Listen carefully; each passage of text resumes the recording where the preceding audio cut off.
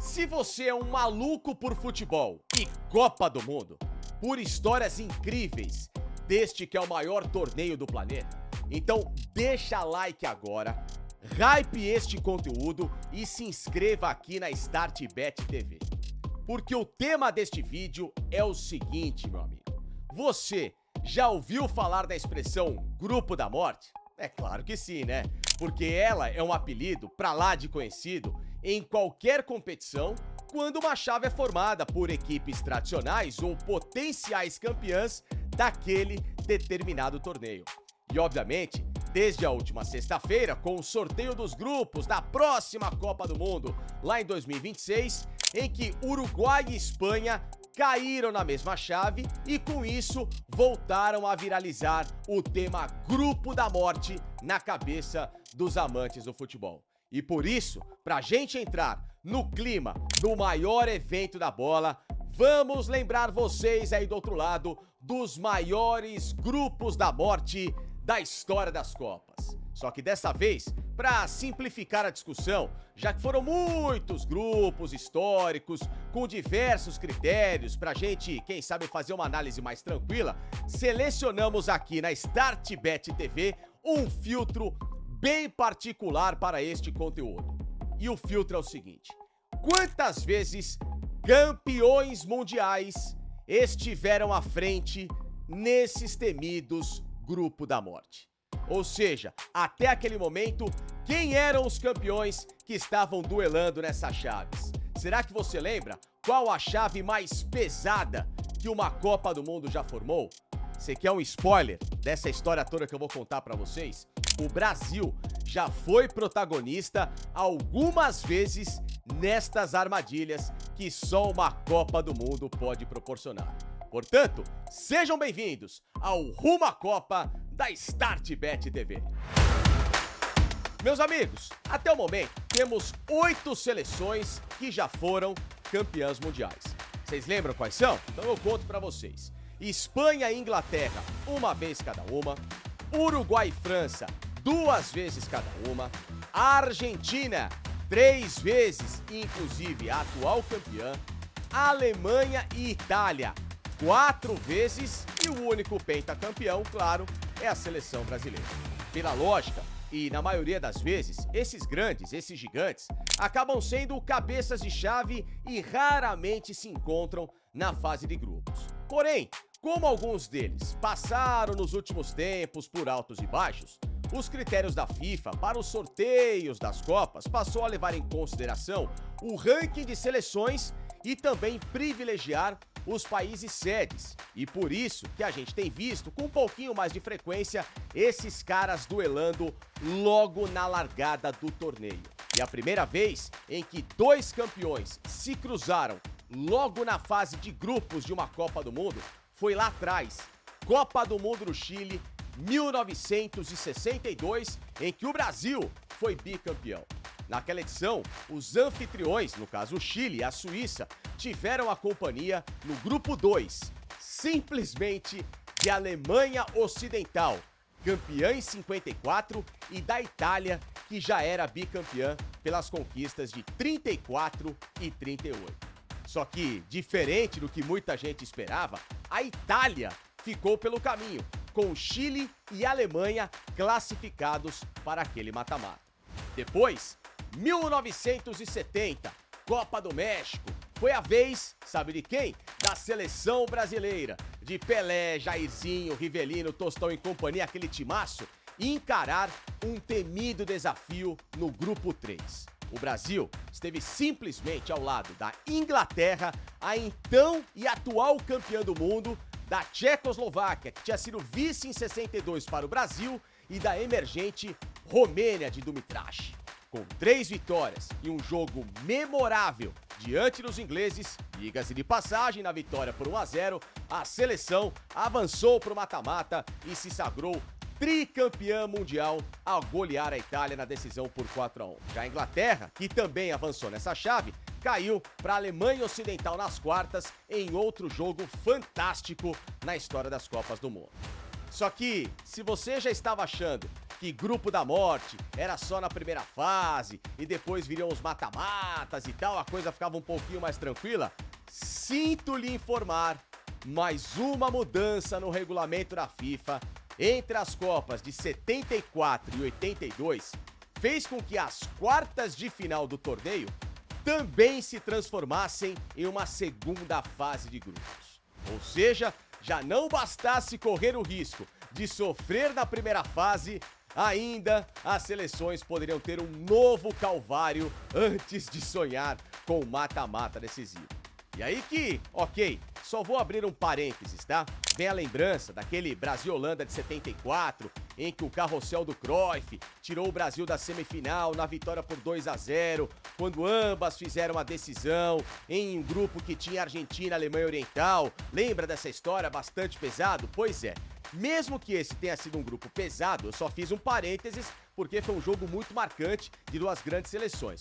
Só que se a gente voltar ao nosso critério, neste período, a Copa de 78, na polêmica Copa da Argentina, teve sim edições pesadas de grupo da morte. Por exemplo, na primeira fase, grupo A, de quartas de final, com Áustria, Holanda, a então vice-campeã do mundo, Itália, ainda à época bicampeã, e Alemanha, a atual campeã mundial. Sem vitórias naquele grupo, a Alemanha, foi eliminada na Copa do Mundo da Argentina. A Itália perdeu o duelo decisivo contra a Holanda, que valia a vaga na decisão por 2-1, e aí o que aconteceu foi disputar o terceiro lugar contra o Brasil, que caiu na outra chave para a Argentina no saldo de gols, após os anfitriões meterem até hoje inexplicáveis 6-0 na respeitável seleção peruana. E aí na decisão, deu a Argentina sobre a Holanda, na história que todo mundo já sabe. E assim, chegamos em uma outra Copa, também com grupos pesados. 1982, para muita gente, a geração mais talentosa da história da seleção brasileira. Zico, Sócrates, Falcão, Júnior, Toninho Cerezo, um baita de um timaço que na primeira fase aniquilou a União Soviética, a Escócia, a Nova Zelândia. Até que veio a segunda fase e o temido Grupo C. Grupo C de crueldade com o futebol brasileiro. Pois lá estariam, ao lado do Brasil, e pela primeira vez na história, duas outras seleções campeãs do mundo numa chave 100% formada por times que já tinham erguido a Copa do Mundo. A Argentina, que tinha Maradona, e a atual campeã, além da Itália de Paolo Rossi, desacreditada, em meio a diversos problemas extracampo. E aí o que aconteceu? Itália e Brasil venceram a Argentina no grupo e disputariam na última rodada uma vaga na semifinal lá em Barcelona. O Brasil levava vantagem pelo saldo de gols e jogava pelo empate contra a Itália. E para ela, a única coisa que faria sentido era vencer o Brasil para avançar. E o dia 5 de julho de 1982 fez o mundo repensar essa fórmula de duas chaves de grupos em uma Copa do Mundo. E um jogo eletrizante, a Esquadra Azzurra bateu o Brasil por 3-2. 3 gols de Paulo Rossi lá no estádio Sarriá e mandou a favorita seleção brasileira ao tetracampeonato, aquela de Tele Santana, para casa. Ou seja, todo mundo ficou desesperado. Da mesma forma, no grupo 2, outras campeãs na mesma Copa também se enfrentaram. Inglaterra e Alemanha, que dividiram o grupo com a Espanha. E no fim das contas, em 3 jogos na chave, apenas uma equipe foi vencedora, justamente a Alemanha sobre a Espanha, que avançou para a semifinal naquela ocasião. E aí, depois de muitas críticas com essa fórmula, a FIFA voltou a adotar em 86 apenas uma fase de grupos na Copa e mata-mata a partir das oitavas de final. Mas nesta edição, em que a Argentina foi campeã, também tivemos 2 grupos enroscados e com a própria seleção do Maradona protagonista. Grupo A, com Argentina, Itália, Bulgária e Coreia do Sul, com as duas campeãs, nesse caso Argentina e Itália, classificadas. Além também do Grupo E, com Alemanha, Uruguai, Dinamarca e Escócia. em que a Dinamarca, conhecida nesta Copa como Dinamáquina de Michael Laudrup, avançou em primeiro, a Alemanha em segundo e, pasmem, o Uruguai também avançou, só que em terceiro lugar, por ter estado entre os 4 melhores terceiros colocados no caso, que avançariam à próxima fase. E aí, 16 anos depois, com 3 Copas, sem sustos na fase inicial, o purgatório do Grupo da Morte voltou a assombrar o torneio disputado no Japão e na Coreia do Sul em 2002. 4 campeões estiveram em 2 grupos diferentes e 3 deles foram eliminados na primeira fase. No grupo A, a então campeã França e o Uruguai fizeram muito feio e deixaram Senegal e Dinamarca se classificar para as oitavas de final. Já no grupo F, mais uma revanche daquelas esperadas em Copa do Mundo, clássico mundial entre Inglaterra e Argentina que marcou a fase de grupos. E olha essa história.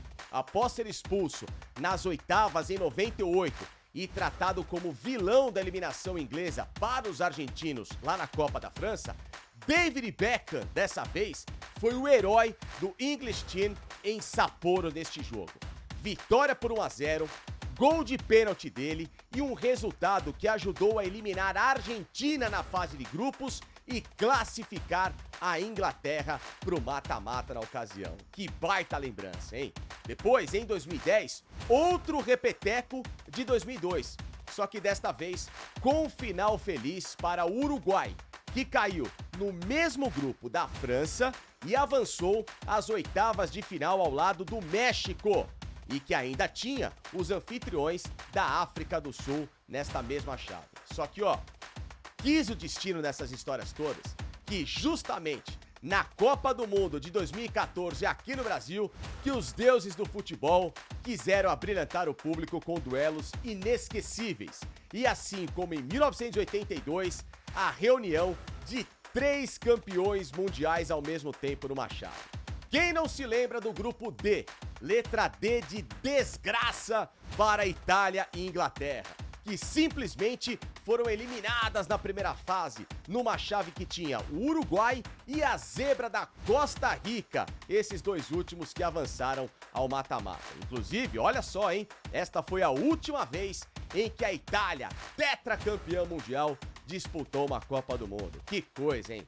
E por fim, chegamos em 2022, Copa do Mundo no Catar, a última, em que 2 gigantes voltaram a cair no mesmo grupo. E assim como em 1982, Alemanha e Espanha dividiram a chave com Japão e Costa Rica. Ambas campeãs empataram o duelo em 1-1, só que com a excelente campanha do Japão, que ganhou da Alemanha, e uma goleada da Espanha sobre a Costa Rica por 7-0, japoneses e espanhóis eliminaram a tetracampeã e mostraram que essa história de camisa pesada é pura teoria quando o assunto é Copa do Mundo. E aí, curtiu? Qual que é a sua aposta para esta Copa de 2026 neste temido grupo H, com Espanha, Uruguai, Cabo Verde e Arábia Saudita? As 2 campeãs vão avançar ou, para variar, alguma zebra vai passear nessa chave e surpreender as favoritas? Fique ligado aqui conosco, que a partir do dia 11 de junho de 2026 vamos descobrir o futuro da próxima Copa do Mundo. E até lá, se inscreva aqui na StartBet TV, curta, hype este conteúdo, ative o sininho também para não perder nada e compartilhe esse vídeo para nos ajudar a propagar conteúdos como esse aqui da StartBet TV. Tá certo, pessoal? Um abraço, Starters! Rumo à Copa é na StartBet TV e StartBet simplifica a diversão.